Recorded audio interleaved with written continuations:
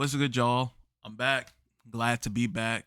A lot of things been going on. And I'm just happy that I'm back in the right headspace to come back to y'all. And I missed y'all a lot.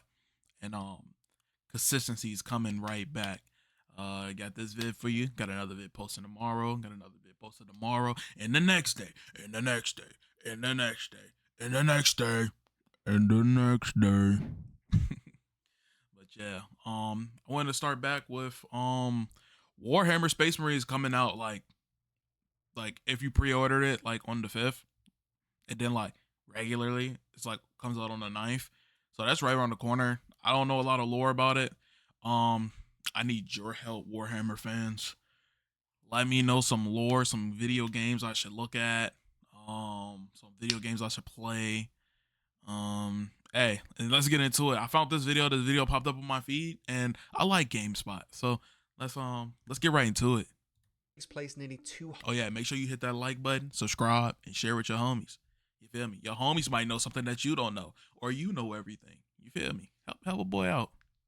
100 years after the events of the original game, and both the universe and our titular character Titus have gone through their fair share of changes. We actually recapped the entire Space Marine 1 story in this video here if you wanted a recap of that game's plot. Whether you're going into Space Marine 2 fresh, you enjoyed the original, or even if you're a long-time 40k fan, I'm here to give you the absolutely essential lore and background that you need before going into Space Marine 2. That's why I like The first piece of connective tissue between the two Space Marine titles is actually the 2023 shooter Warhammer 40,000 Bolt Gun. Bolt Gun takes place on Graia, the same planet from the original Space Marine, just several years after the events of the game. Playing as the Ultramarine Stern Guard veteran Malam Kado, you are sent to Graia by the Inquisition on a vital mission. The mission turns out to be the recovery of a fragment of the very same power source from Space Marine 1. I got told about this game. It's like it's kind of like Doom. Captain Titus being held captive and disappearing for nearly a century, but not before he shattered the artifact into fragments. I will finish the work Captain Titus started. In Bolt Gun, the remains of the power source is stolen by the Chaos Sorcerer Samael, who used it to open up a warp rift that threatened to engulf not only the planet, but the entire sector. Eventually, after Malam Kado defeats the Sorcerer, Inquisitor Sable arrives to retrieve the power source for the Inquisition, and in doing so, seals the warp rift and scurries the device away. Now, time is a weird thing in Warhammer 40,000. The current 40k timeline is currently in a period known as the Era Indomitus, sometime within the 42nd millennium during the 4th Tyrannic War, which the now newly demoted Lieutenant Titus has been thrust into. There have been some enormous events that have come to pass in the 40k universe since the release of the original game, many of which have shaped the background and story of Space Marine 2, so let's go through some of the biggest. First, the Fall of Kadia. Kadia was the Imperium's most important fortress world, serving as a bastion against Chaos forces emerging from the Eye of Terror. Basically, the Eye of Terror is a big rift in reality that all the Chaos Space Marines and demons want to pour out of, and Kadia is what stood in the way.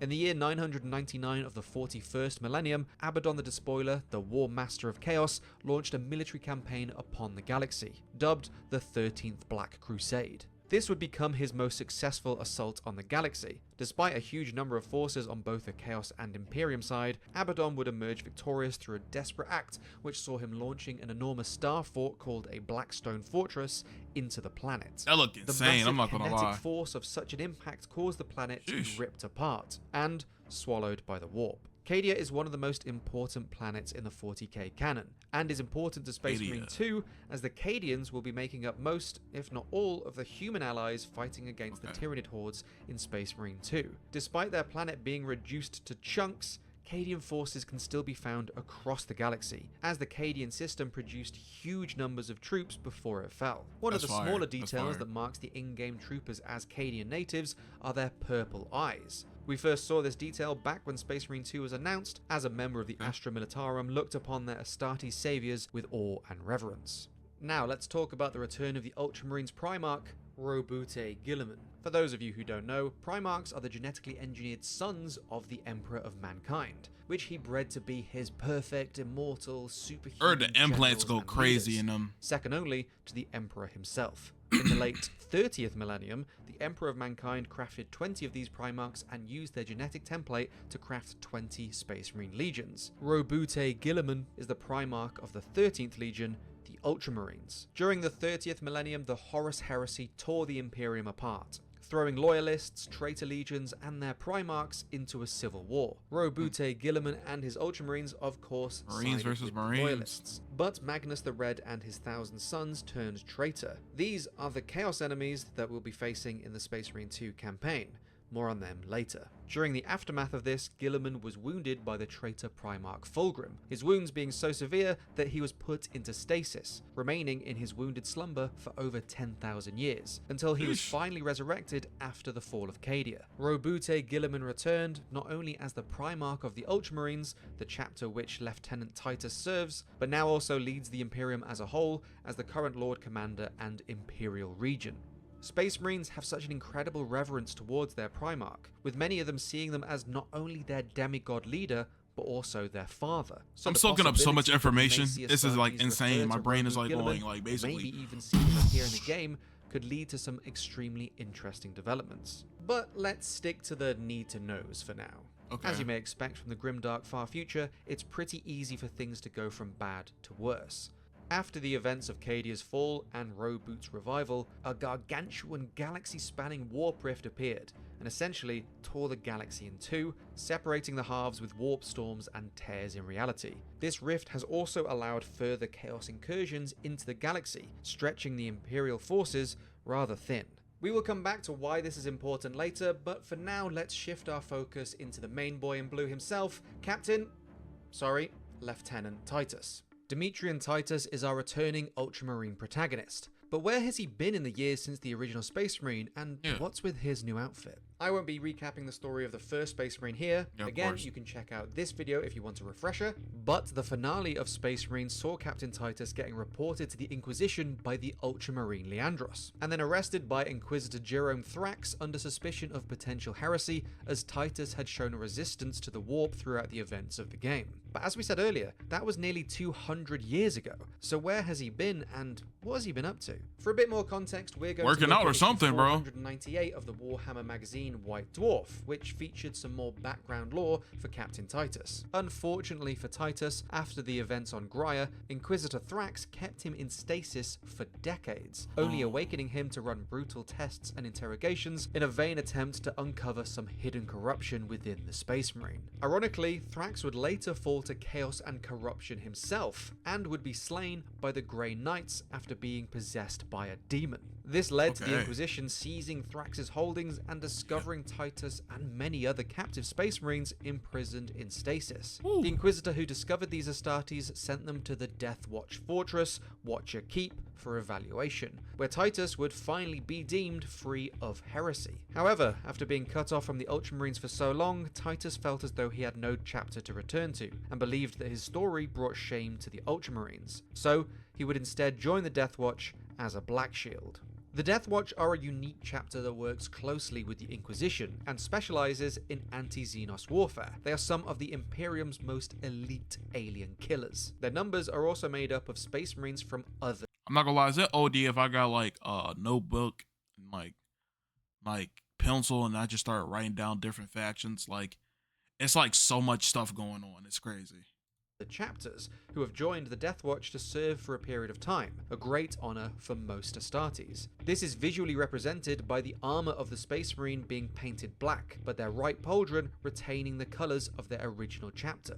Another mark of the Death Watch is the shoulder plate and entire left arm is electroplated silver and polished to a high shine, with the shoulder plate bearing markings of the Inquisition. A Death Watch Black Shield, however, is an Astartes that has been severed from their own chapter, either through their own choice, exile, or potentially darker reasons. Titus's decision to become a Black Shield was basically a form of self-exile, as he took the black, so to speak, and in doing so he adopted the new name Nullus. Titus, or Nullus, served in the Death Watch for many years, content that he could continue to serve humanity by waging war against the galaxy's many Xenos threats. Okay. We are so far out of That's the kind of realms fire, the even though he original don't feel like he game's got a plot place. now. He's So like, if you don't I'm just want gonna hear like start any more killing about how Titus Tyranids and may stuff. reappear in Space Marine 2, or my theory crafting on the subject, this is your warning. warning, click away now or jump to this timestamp. During the 4th Tyrannic War, Titus would find themselves reinforcing Kadaku, one of the planets that appears in Space Marine 2 from the Tyranid hordes. However, going back to the whole Primaris thing, if you played the original Space Marine but haven't kept up with the comings and goings of Warhammer 40,000, you may be out of the loop when it comes to this new flavor of Space Marine. Basically, a Primaris Marine is similar to the Marines you may have seen Titus fighting alongside back in 2011, but the next step in Astartes' evolution. Bigger, stronger, and the new standard for Space Marines. Over 10 millennia prior to the current timeline, Roboute Gillman tasked Belisarius Cole, an Archmagus of the Mechanicum, with creating the next generation of warriors. Tens of thousands of Primaris Marines were created by Cole, and this new generation of space crusading super soldiers continued to be cultivated by the majority of Space Marine chapters. The non-Primaris Marines, what Titus was in the original game, are now called Firstborn, but there is a process that allows a Firstborn Marine to be transformed into a Primaris Marine called the Rubicon Primaris. It is also known as the Calgarisian Rites in honor of the Ultramarines chapter master Marnius Calgar, who underwent the operation himself. But it is this procedure that is responsible for Lieutenant Titus's new form and stature. The eagle-eyed among you may have also noticed a lot of the weapons have also changed in the years between games. New Marines need a new kit, so Primaris also have their own equipment and weapons, more suited to this new generation of Astartes. So we got weapons Primaris which will make up the majority Primaris. of the usable war gear in Space Marine 2. For example, instead of the standard bolt gun from previous 40k games, the standard issue bolt weapon of the Primaris is the larger bolt rifle. There is also a new standard version of Space Marine power armor, the Mark 10 Tacticus armor, which you can see So clean. Titus Their and the armor is rest so of the fucking Ultramarines fire. wearing throughout the trailers. There are also some other armor variants like the heavily armored Death. Gravis pattern or the lightweight Phobos pattern. But all of that is to say, there are going to be a lot of new guns, gadgets, and suits of armor to hunt Xenos and Heretics with in Space Marine 2.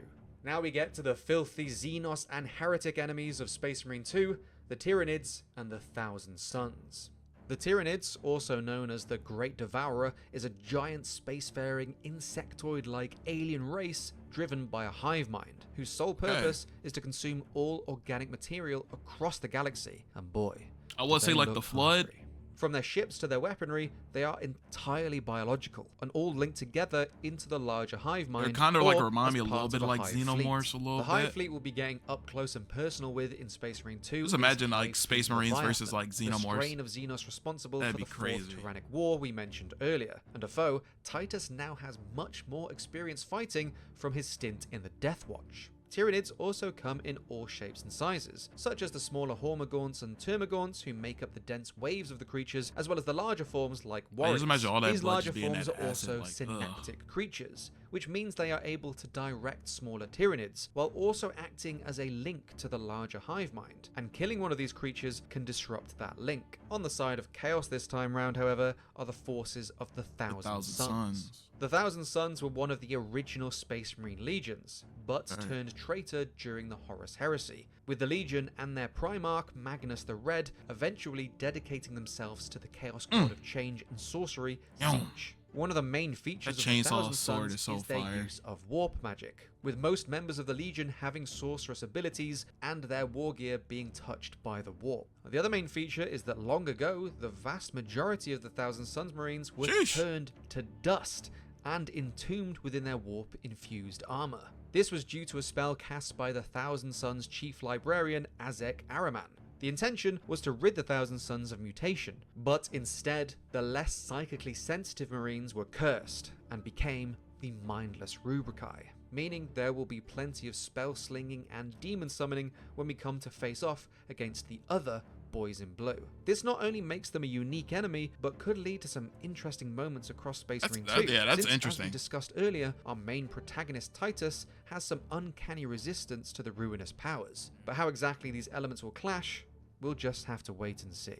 And with that, I think I've covered all of the essential lore for anyone returning to Warhammer 40,000 after playing the original, or for folks new to the franchise. We're going to have plenty of Warhammer content in the lead up to Space Marine 2, as well as more to come after the game launches. So subscribe so you don't miss that, like the video if you enjoyed, and thank you for watching. Hey, thank you, Dave. That was pretty good. That was a really good video. For someone like I'm a noob. I'm a noob, y'all. I'm a noob, and I really don't know much. I need y'all help. So I appreciate. Thank you if you made it to the end of the video. I really appreciate y'all.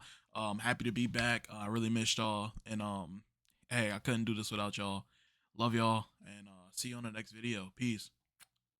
And actually, to be honest, what's today's date? It's the 3rd. I might drop this today. You know what? I'm dropping this today. I got something else for y'all tomorrow. Just for a welcome back. I'm back, y'all. Deuces. Ha ha.